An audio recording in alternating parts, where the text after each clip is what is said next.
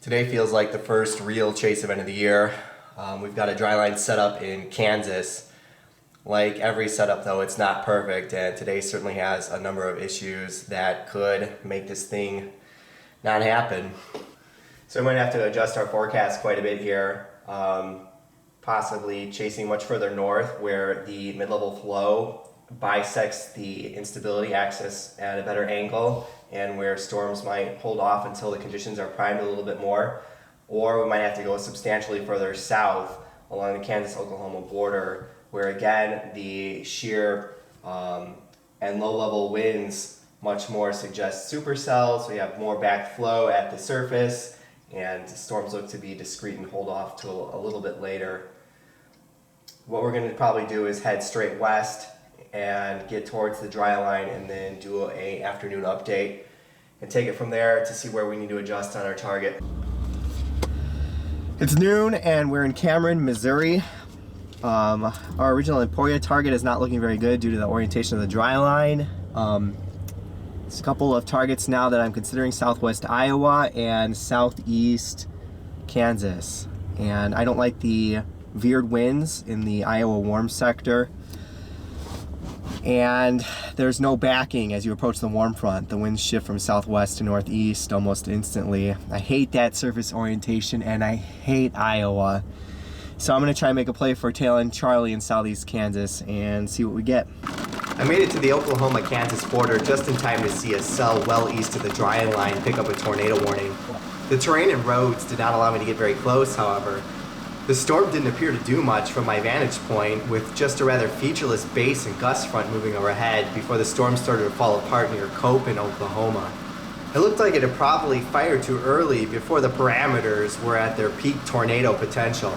We needed storms to hold off until we had the most favorable mix of instability and directional shear, which looked like it would happen right around 7 p.m.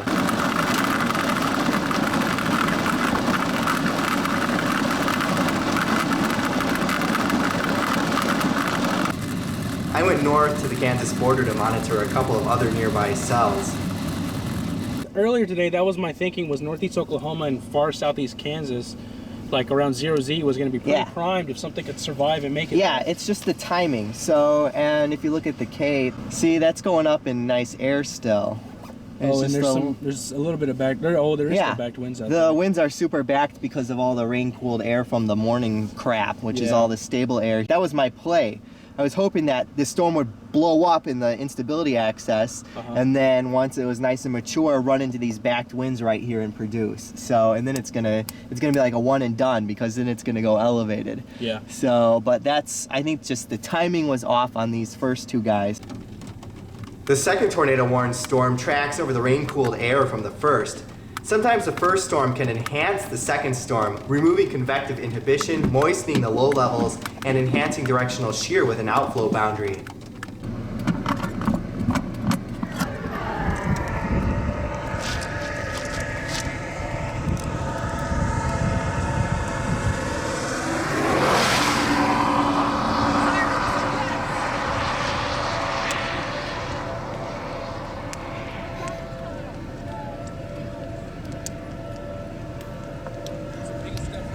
Yeah.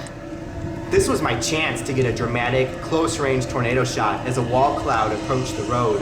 The first storm robbed this storm of instability instead of enhancing it, however. We got blasted by outflow here as the storm fell apart. The next storm down the line had some gorgeous coloring at sunset, and I was hoping for a front-lit golden tornado, but it didn't happen as the storm crossed the road in front of me here. It too was starting to fall apart, wedged between cells. So I continued down to tail end Charlie, which was producing a tornado in the Tulsa area at about this time.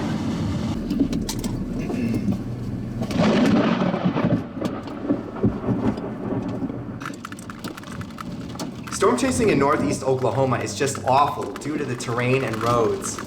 I had no clean approach on the tail end storm that was producing tornadoes, and then hit a road closure, so it was after dark before I even got a view of the storm's base, and it was done producing tornadoes by then. So that's how I managed to be on 4 different tornado warned storms and still miss getting the tornado shot. This chase went kind of like the last one. We had a pretty good forecast. The storms behaved pretty much as expected, but they just didn't cooperate with our positioning and the location. Northeast Oklahoma is a really tough place to chase due to the roads and the terrain, and Tulsa is a very populated area, and I'll always avoid chasing that area if I can. And unfortunately, that's where the tornado struck on this event. We had an EF2 tornado strike the Tulsa area, and unfortunately it caused damage and did some injuries. And that's the kind of tornado that I never want to see. I'll always try to avoid chasing and intercepting something like that. And again, this was an event where you basically had to be in the right place and at the right time, and one of those events that required a lot of luck. So we missed a tornado shot this time. We had a cone tornado, partially condensed, that struck Tulsa. That was the main catch of this event. Marcus Diaz, the chaser that I met on the road earlier on in this video, he managed to get this short-lived kind of spin-up tornado near the Nowata area.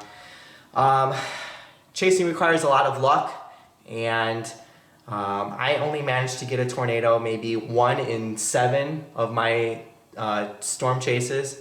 So, and March is really hit or miss. So some of my biggest chases have been in March. Some of my most prolific and violent tornado intercepts I've caught in March, but there's been several years where March goes through with just a couple of storms and that's it. So I'll be eager to get out there and see what April brings us.